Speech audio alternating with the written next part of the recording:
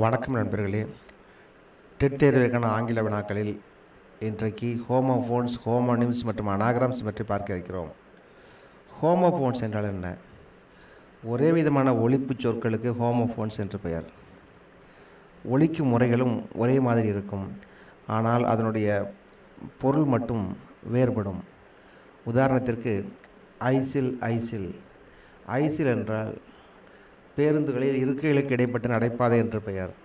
Isle என்பது சிறிய தீவு. பிரேக் பிரேக் பிரேக் என்றால் உடைத்தல், பிரேக் என்றால் வாகனத்தில் உள்ள தடை. டெசர்ட் டெசர்ட் டெசர்ட் என்றால் பாலைவனம். டெசர்ட் என்பதற்கு உணவிற்கு பின் வழங்கப்படக்கூடிய இனிப்பு வகை.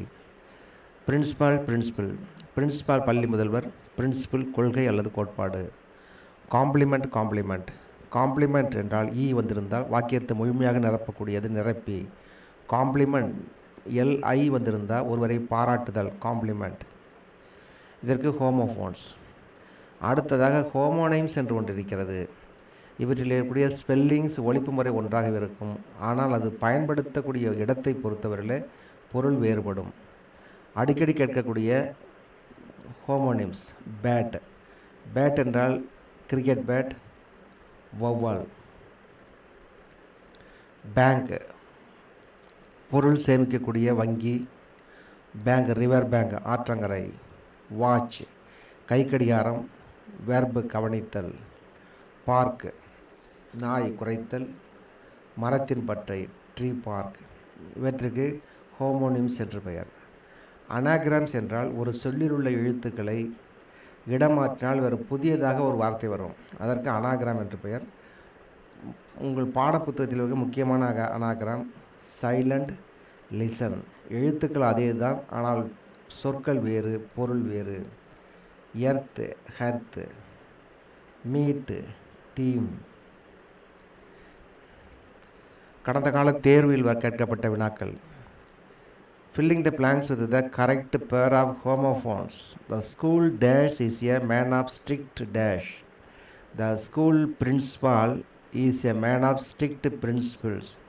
B என்பது சரியான விடை. Find the anagram for the state. State என்பதற்கான அனாகிராம் எழுத்துக்களை மாற்றி பொறுத்து வரக்கூடியது டேஸ்ட் என்பதாகும். அடுத்ததாக நாம் காம்பவுண்ட் வேர்டு மற்றும் பிளெண்டட் வேர்ட்ஸை பற்றி பார்க்க இருக்கிறோம். இரண்டு அல்லது அதற்கு மேற்பட்ட தனித்தனி சொற்கள் ஒன்றாக இணைந்து புதிய பொருளை தருவதற்கு காம்பவுண்ட் வேர்டு என்று பெயர். இது இலக்கண கூறுகளின் அடிப்படையில் இணைகின்றன. உதாரணமாக இரண்டு நவுன்கள் இணைந்து காம்பவுண்ட் வேர்டு உருவாகும். School boy. ஸ்கூல் பாய் என்பது இரண்டு நவுன். ஸ்கூல் ஒரு நவுன், பாய் ஒரு நவுன், ஸ்கூல் பாய். அதே மாதிரி sunflower, rain coat, water bottle. சில சமயங்களில் நவுன் வெர்பு இணைந்து வரும். Noun sunrise. சன்ரைஸ் என்பதில் சன் என்பது நவுன், ரைஸ் என்பது வெர்பு. Haircut, rainfall, toothache. சில சமயங்களில் ஜெரண்ட் ப்ளஸ் நவுன் வரும். Walking stick, walkings, gerund stick noun. இதர சொற்கள் dining room, dining table, swimming pool, waiting list. Adjectives நவுனும் வரும்.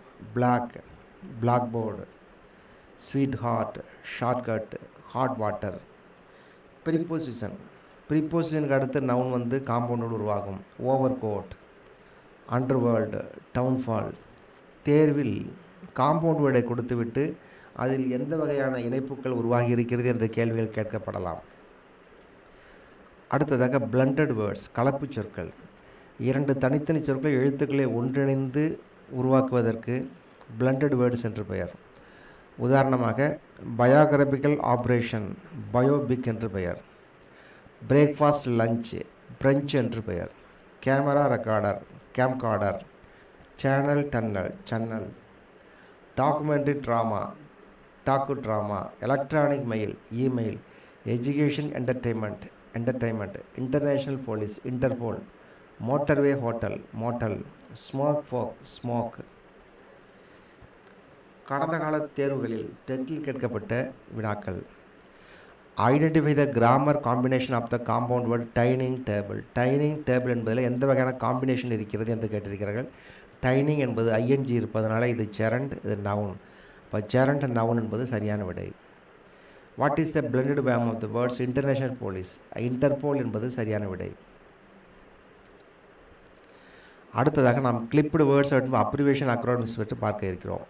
கிளிப்டு வேர்ட் என்பது ஒரு பெரிய சொல்லினுடைய உச்சரிப்பை அதன் பொருளையோ மாற்றாமல் அதன் ஒரு பகுதியை மட்டும் வெட்டி சுருக்குவதற்கு கிளிப்டு வேர்டு என்று பெயர். உதாரணமாக print clipping, aeroplane plane, telephone phone, omni bus bus. Bus என்பதற்கு முழுமையான பெயர் ஆம்னி பஸ். நாம் ஆம்னி என்ற முன்பகுதியை வெட்டிவிட்டு பஸ் என்கிறோம். டெலிஃபோன் ஃபோன், ஏரோப்ளேன் ஏரோ என்பதை எடுத்துகிட்டு பிளேன் என்கிறோம். சில சமயத்தில் பேக் கிளிப்பிங் பின்பகுதி நீக்கப்படும். Examination exam, laboratory lab, photograph photo, gymnasium gym, mathematics maths, advertisement ad. சில சமயங்களில் முன்பகுதியும் பின்பகுதியும் வெட்டிவிட்டு நடுப்பகுதி மட்டும் பயன்படுத்தப்படும். Influenza flu, refrigerator fridge. இவற்றிற்கு கிளிப்பிங் வேர்ட்ஸ் என்ற பெயர். இவற்றை பற்றி தெரிந்து கொள்வது மிகுந்த பயனளிக்கும். அடுத்ததாக அப்ரிவேஷன் அண்ட் அக்ரோனிம்ஸ் பற்றி பார்க்க இருக்கிறோம். பெரும்பாலும் அப்ரிவேஷனுக்கும் அக்ரோனிம்ஸுக்கும் வேறுபாட்டுகளை கொண்டு வினாக்கள் அமையும். அப்ரிவேஷன் என்றால் ஒரு தொடரில் முதல் எழுத்துக்களை மட்டும் வைத்து உருவாக்குவது. உதாரணமாக ஏடிஎம், சிபியு, ரேம். அப்ரிவேஷனை தனித்தனி எழுத்துக்களாக சொல்லுவோம். ATM, CPU. சிலவற்றை நாம் சொற்களாக சொல்லுவோம். அக்ரோனிம்ஸ் என்பது சொற்கள். இஸ்ரோ, டெட், ஹூ, யுனெஸ்கோ இவெல்லாம் சொற்களாக சொன்னால் அது அக்ரோனிம்ஸ். தனித்தனி எழுத்துக்களாக சொன்னால் அப்ரிவேஷன். அக்ரோனிம்ஸ் என்பது சுருக்கச் சொல். இவற்றை தனித்தனி எழுத்துக்களாக சொல்லாமல் ஒரே சொல்லாக வாசிப்போம். Laser, radar, NASA, SIM, RAM என்பது அக்ரோனிம்ஸ். கடந்த கால தேர்வு வினாக்கள். What is the clipped word for influenza? Flu. Expand the acronyms. Radar. Radar என்பது அக்ரோனிம்ஸ் என்ன? இது expand. Radio detection and ranging என்பது சரியான விடை. மற்றவற்றை அடுத்த பதிவில் பார்க்கலாம். நன்றி, வணக்கம்.